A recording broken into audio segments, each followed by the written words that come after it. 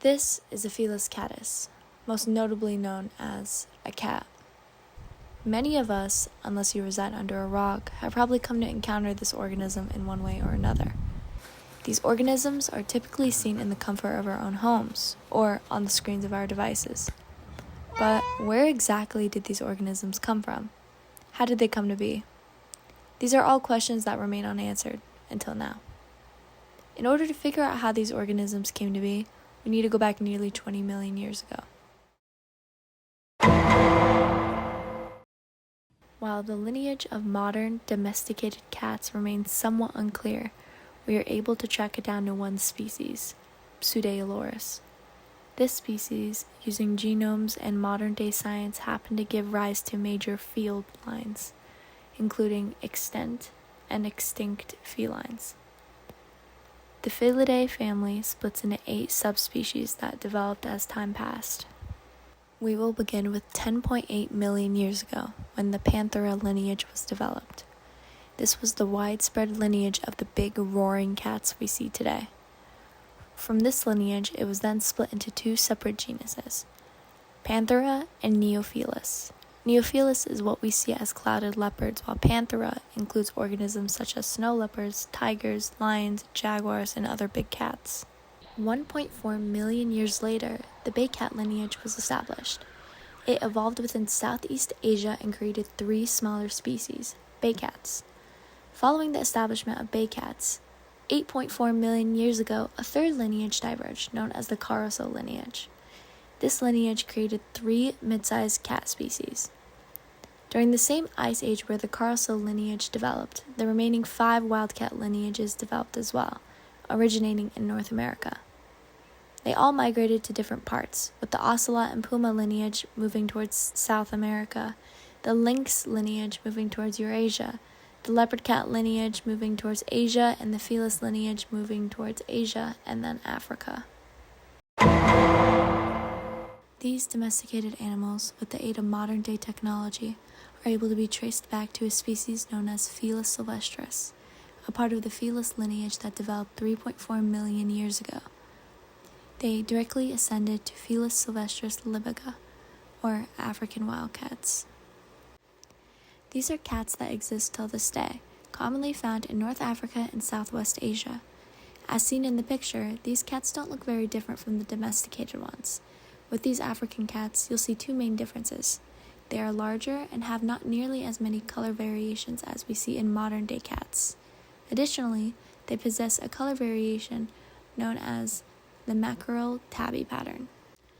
This often leads to a big question.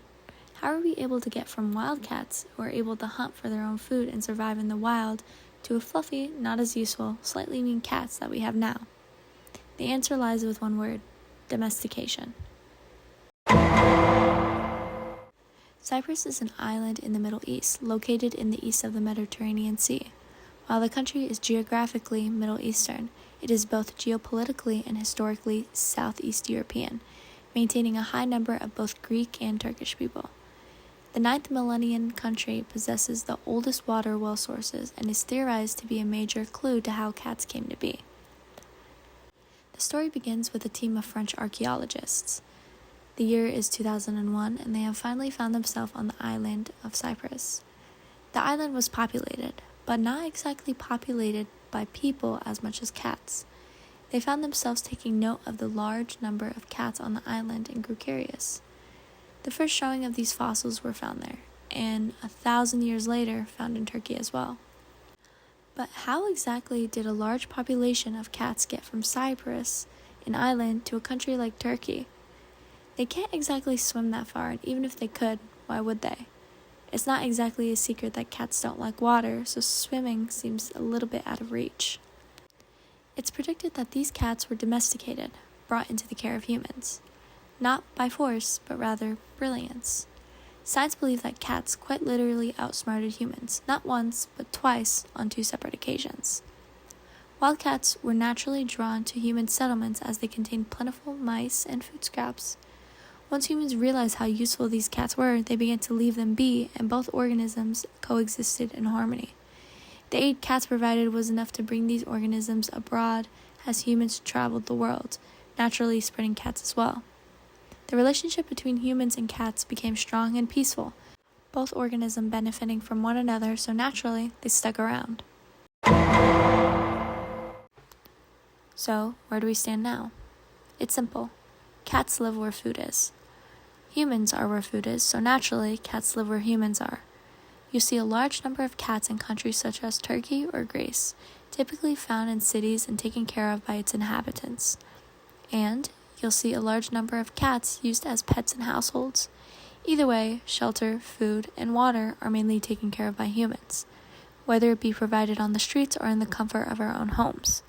Reproductively, they develop as a result of breeders specifically choosing these cat breeds or mere coincidence.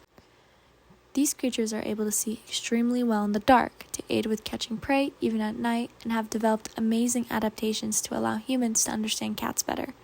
For example, meowing. While many will view meowing as a way for cats to communicate with other cats, in actuality, it's for cats to communicate with us. They meow for a multitude of reasons, ranging from simply greeting or just telling us when something is up. It's safe to say that these organisms are both extant and well loved by humans.